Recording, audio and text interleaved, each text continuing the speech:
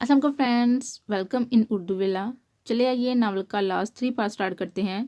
Video start करने से पहले आप सबसे एक रिक्वेस्ट है कि प्लीज़ मेरे चैनल को सब्सक्राइब कर दें। दूर हटो तानिया, मैं इस हवेली से एक सामान नहीं लेकर जा रही हूँ। और रही बात इस कंगन की, तो फॉर योर काइंड इन्फॉर्मेशन मैं अभी भी मिसिस दिलावर शाह हूँ और ये कंगन तो तलाक के कागजात के साथ ही वापस हवेली लौटेंगे। लाड़ेब ने अपनी हैजल ग्रीन आंखों को उसकी आंखों में गाड़ते हुए कहा और वहां से तेजी से निकलती चली गई।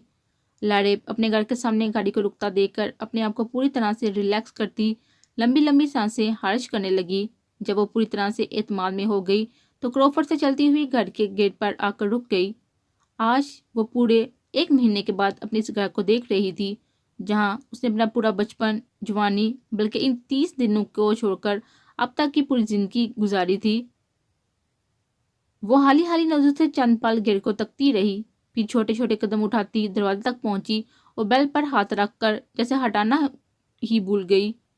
कौन बेवकूफ है जिसको बेल बजाने की भी तमीज नहीं। तैमूर ने जोर से बड़बड़ाते हुए दरवाजा वार कर दिया और सामने खड़ी लाड़ेब को देखकर खुशी से उसकी तरफ लपका, जबकि लाड़ेब तो दिलावर की बड़बड़ाहट पर बहुत ही पीछे चली गई थी। फर्क बस इतना था कि उस वक्त दिलावर शाह मुश्किल बेल बजाए जा रहा था और लाड़ेब बड़बड़ाती हुई दरवाजे तक आई थी। तभी तो उसने किराए पर रहने की बात की थी। आपी आते ही कहाँ खो गई हो? तैमूर ने उसे खामोश होनकू की तरह खड़ा देखा तो उसे हिलाते हुए बोला, हाँ कुछ नहीं दिलावर शाह, मैं वो बस। तैमूर के हिलाने पर लाड़ेब चौंकते हुए अटक कर बोली, आपी अभी आपने घर में कदम भी नहीं रखा और दिलावर भाई की याद सताने लगी कि अपने छोटे भाई को भी दिलावर पुकार रही हो। उसकी बात पर तैमूर ने शरारत से कहा, मैंने कब कहा? लाड़ेब ने हफ्की का इजहार करते हुए मुंह उतार कर पूछा, इसमें गलती आपकी नहीं है आपी। वो दिलावर भाई की पर्सनैलिटी ही ऐसी है कि इंसान एक बार में ही उनका होकर आ जाता है। और खैर से तो आप पूरा 1 महीना साथ रह आई हो। तैमूर ने अब की बार शरारत से आंख मारते हुए कहा, अब इतनी भी हास नहीं है उसकी पर्सनैलिटी। और ये क्या तुम मुझे अंदर आने का कहने के बजाय दरवाजे पर ही दिलावर शाह की तस्वीर पढ़नी शुरू कर दी है? लाड़ेब ने नहोसत से सर झुकते हुए कहा और तैमूर को किनारा करती अंदर दाखिल हो गई। तभी सलमा बेगम दुपट्टे में हाथ पहुंचती हुई किचन से निकली और लाड़ेब को सामने पाकर खुशी से उसके गले लगाकर चटाचट कई बहुत से देर डाले। बेटा तुम अकेली आई हो? दिलावर शाह नहीं आया क्या तुम्हारे साथ? सलमा बेगम ने उसे अपने साथ सोफे पर बैठाते हुए मुतलाशी नजरों से दरवाजे की सीमत देखते हुए पूछा कि क्या पता वो पीछे गाड़ी पार्क करके आ रहा हो। मम्मा आप दोनों को हो क्या गया है? बेटी घर आई है, उसको देखकर खुश होने के बजाय दिलावर दिलावर की रट लगा रखी है। मुझे एक बात बताएं, आपकी बेटी मैं हूँ या वो दिलावर शाह?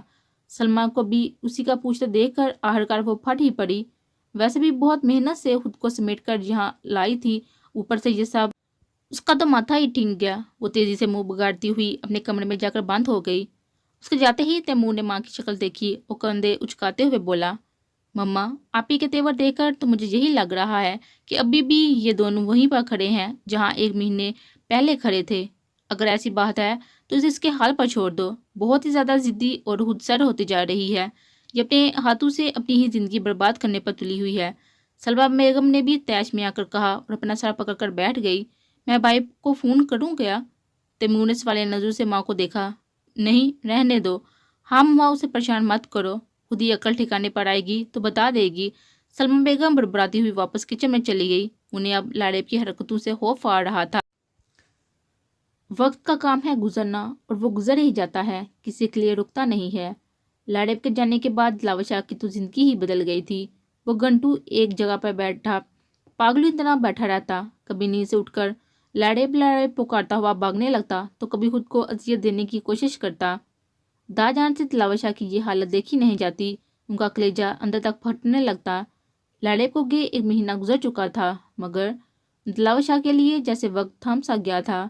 वो उसी के कमरे में बंद होकर रह गया था जिस कमरे में लाड़ेब उसे छोड़ आई थी। दिन में 3 बार नहाने वाला शख्स दाजान की जबरदस्ती करने पर हफ्ते में 2 बार नहा लेता। अगर दाजान खाना ना खिलाती तो शायद वो भूखा ही रह जाता। वो इस सब का जिम्मेदार खुद को समझते हुए दिन भर खुद से लड़ता रहता। उसकी मसलसल गैर हाजिरी से परेशान होता। यासिर कई चक्कर शाह पैलेस के लगाने के बाद आहर हवेली पहुंचा और दिलावर शाह की हालत को देखकर दंग रह गया। इस वक्त कोई उसे देख लेता तो यकीन ही नहीं कर पाता कि ये वो दिलावर शाह है جو راستہ چلتا تو لڑکیاں اس کی طرف پلٹ کر ضرور دیکھتی، جو اب مجنوں بنا بیٹھا تھا۔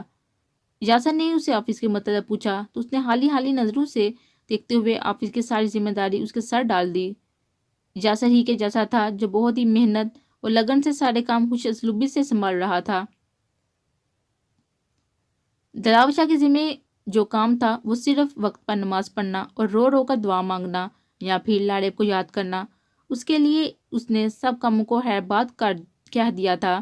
یہ نہیں تھا کہ وہ پاگل ہو گیا تھا، اس کے پاس سب کچھ پہلے جیسا ہی تھا، مگر اب وہ ریموٹ سا بن گیا تھا جس کے کوئی احساسات نہیں ہوتے۔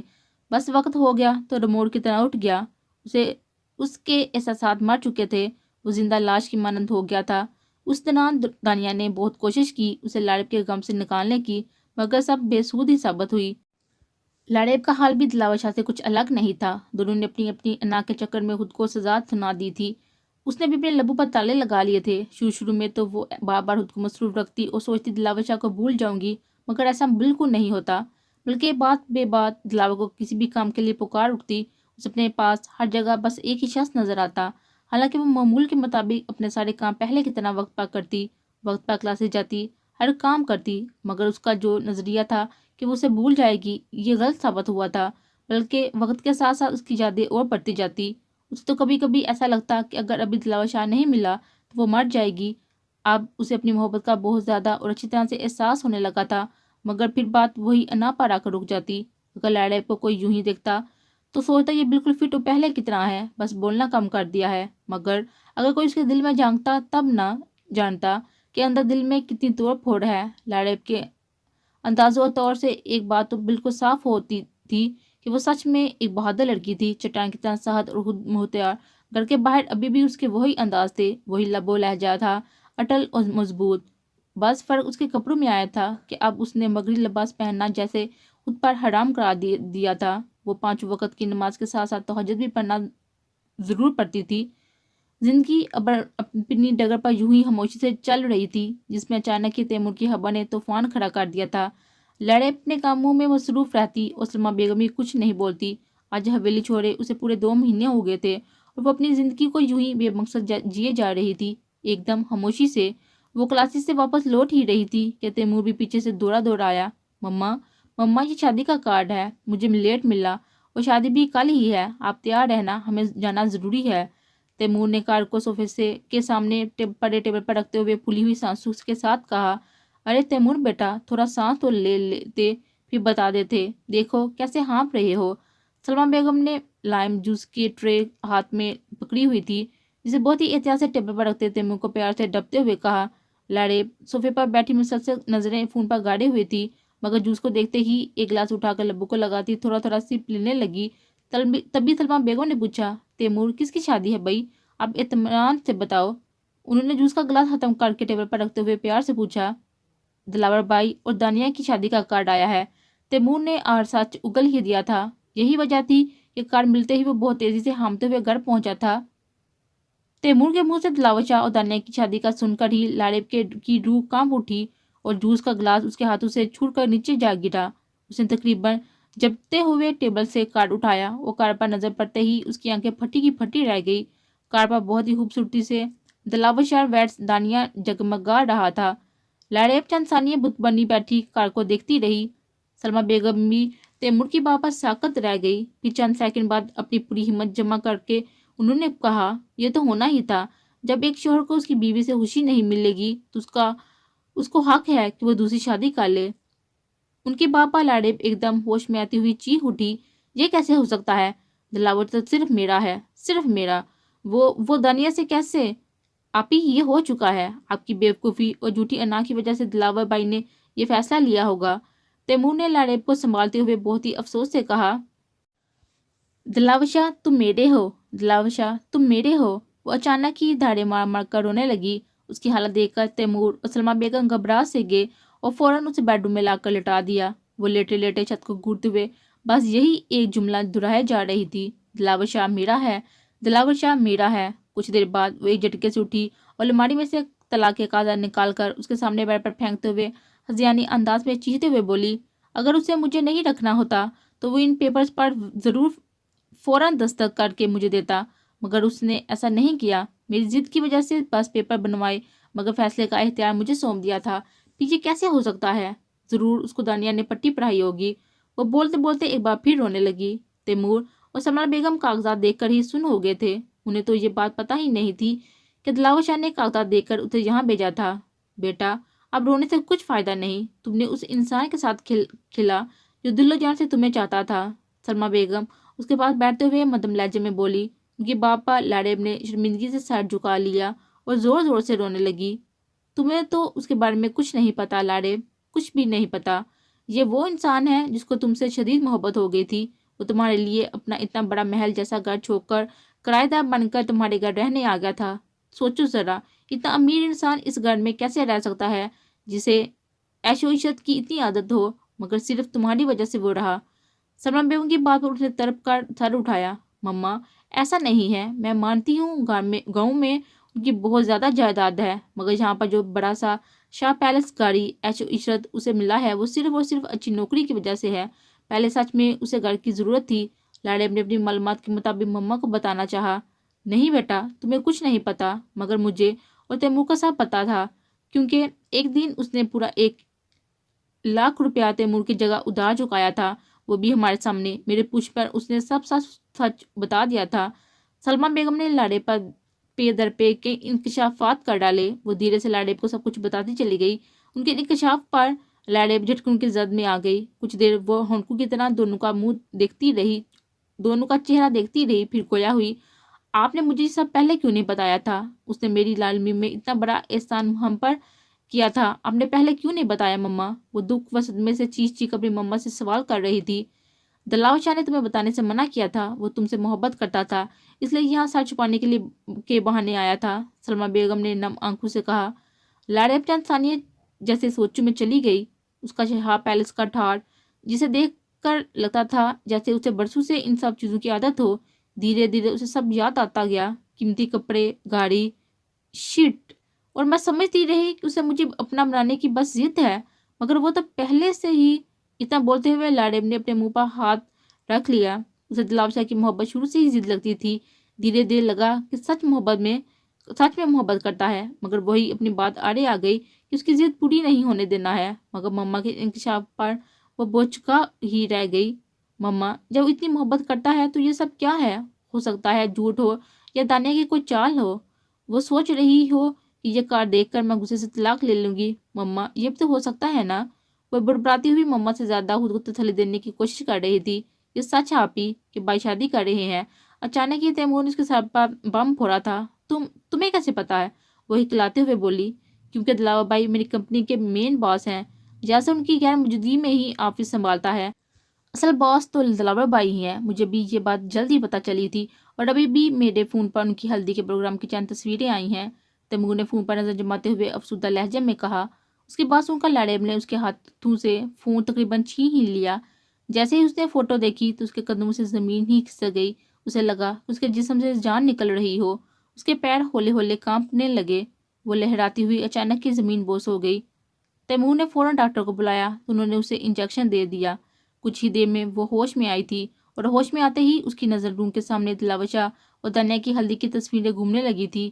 وہ ایک بار پھر زاروں کی طرح رونے لگی. آج کا دن اسے ایک سے بڑھ کر ایک جھٹکا دے رہا تھا. وہ کچھ دیر یوں ہی تکتی رہی، پھر پاگلی طرح چلانے لگی. نہیں. اس کی حالت کو دیکھتے ہوئے ڈاکٹر کو بلوا کر اسے نیند کا انجیکشن لگوایا گیا.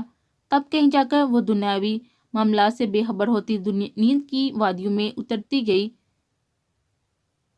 دوسرے دن دوپہر میں جب لاڑیب انجیکشن کے اثر سے پوری طرح سے آزاد ہو گئی تو اٹھتے ساتھ ہی سب باتیں، دلاور شاہ کی یادیں، اس کے ساتھ گزارا ہر ایک پل اس کے ذہن میں فلم کی طرح چلنے لگا.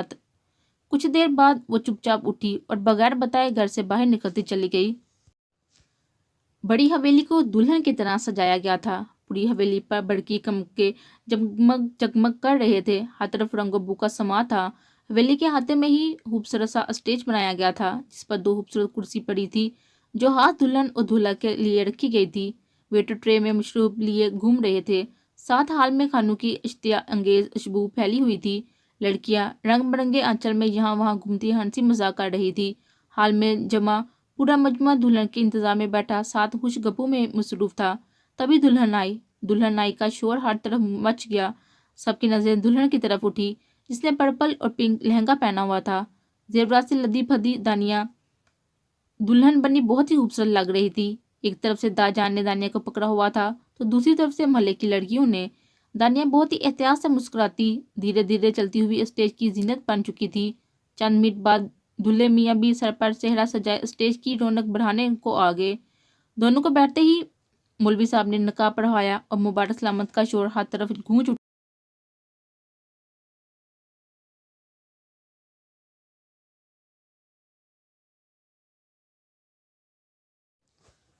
حال میں تیزی سے داخل ہوتی لاڈب کے کان میں بھی یہ شور بآسانی پہنچ گیا تھا اور اس نے تیزی سے بڑھتے قدم وہیں پر جم گئے تھے۔ اس کا اوپر کا سانس اوپر اور نیچے کا نیچے رہ گیا تھا۔ اس کے اوپر مصیبت کا پہاڑ ہی ٹوٹ پڑا تھا۔ اسے لگا کہ وہ آج منہ کے بل اوندھی گر گئی ہو۔ آخرکار دانیہ نے بازی مار ہی لی تھی۔ آخر لاڈب اپنی انا کے چکر میں اپنی زندگی کی سب سے بڑی بازی ہار بیٹھی تھی۔ وہ ساکت نظروں سے اسٹیج پر خوشی سے ہنستے مسکراتے چہروں کو دیکھنے لگی جس میں دانیہ اور داجان بھی تھی، اور اسے داجان کی بات جیسے اپنے کانوں میں گونجتی ہوئی محسوس ہوئی۔ محبت بار بار کسی کے دروازے پر دستک نہیں دیتی۔ وہ ساکت نظروں سے دیکھتی ہوئی زمین پر بیٹھتی چلی گئی۔ اس کی ہیزل گرین آنکھوں میں آج ایک آنسو بھی نہیں تھا۔ شاید صدمے کی وجہ سے اسے رونا بھی نہیں آ رہا تھا۔ پہلے تو اسے لگا تھا کہ یہ جھوٹ ہوگا، مگر اپنی آنکھوں سے دیکھنے کے بعد وہ پتھرا سی گئی تھی۔ اس کے سارے احساسات و جذبات کہیں جا سوئے تھے اور وہ اپنے نیم مردہ جسم کو لے کر بیٹھتی چلی گئی تھی۔ اسے اسٹیج کی رونق دیکھ کر ایسا لگا کہ ہر چیز کا مذاق اڑا رہی ہو۔ ہوا دینے والے پنکھے، جگمگ کرتے چمکے پانی کی بوتل سے لے کر ہر وہ چیز جس پر اس کی نظر پڑ رہی تھی، اسے لگ رہا تھا وہ سب اس کا مذاق اڑا رہے ہوں۔ آج لاڈب افندی پوری طرح سے ہار گئی تھی۔ وہ اپنے سجے سجائے کمرے کی کھڑکی میں کھڑا حویلی کی سجاوٹ کو بہت ہی عجیب نظروں سے دیکھ رہا تھا۔ ہال میں ابھی بھی فنکشن جاری تھا جسے ہر کوئی بہت خوشی خوشی انجوائے کر رہا تھا، مگر وہاں اتنی دیر سے بیٹھے بیٹھے جب اس کا دل ڈوبنے لگا تو وہ فنکشن چھوڑ کر اوپر اپنے کمرے میں چلا آیا۔ حالانکہ داجان نے اسے اتنا کہا کہ دانیہ کیا سوچے گی، کچھ فوٹو تو ساتھ میں نکلوا لو، مگر وہ صرف اتنا کہہ کر آ گیا کہ آپ کے کہنے پر یہ سب کا لیا، آپ پلیز وہ ضد نہ کریں، دانیہ کو انجوائے کرنے دیں، آج اسی کا دن ہے، میرا کیا ہے، جیسا آپ نے کہا ویسا کر دیا۔ داجان بھی اس کی بات مانتی ہوئی خاموش ہو گئی تھی اور وہ کمرے میں چلا آیا تھا۔ حویلی کے باہر کے بعد اس نے اپنے کمرے کی طرف دیکھا۔ اس کا جہازی سائز بیڈ پھولوں سے سجا ہوا تھا، جگہ جگہ موم بتیاں روشن تھی، پورا کمرہ بہت ہی زیادہ خوبصورت لگ رہا تھا، بالکل کسی دلہن کی خواہش کے مطابق، لیکن اس کا دل تو خوش نہیں تھا تو کمرے کا یہ خوبصورت ماحول اس پر ہاک اثر ڈالتا۔ وہ حالی نظروں سے کمرے کو چند پل تکتا رہا۔ اس کمرے میں سجی ہر ایک چیز دانیہ کی پسند کی تھی، حتیٰ کہ بیڈ شیٹ تک۔ وہ خاموش کھڑا رہا، بالکل خاموش۔ اس کے احساسات اور جذبات تو پہلے ہی مار چکے تھے، اب یہ حالی جسم ہی بچا تھا۔ وہ لاڈب سے دور ہو کر بھی اسے بلا ہی نہیں پایا تھا اور دانیہ کے قریب رہنے پر بھی اسے دل جوڑ نہیں پایا تھا، مگر انسان کیا کر سکتا ہے؟ زندگی میں کبھی کبھی انسان کو ایسے فیصلے لینے پڑتے ہیں جس کے لیے دل بالکل تیار نہیں ہوتا، مگر اپنے بڑوں کے فیصلوں پر سر جھکانا پڑ جاتا ہے۔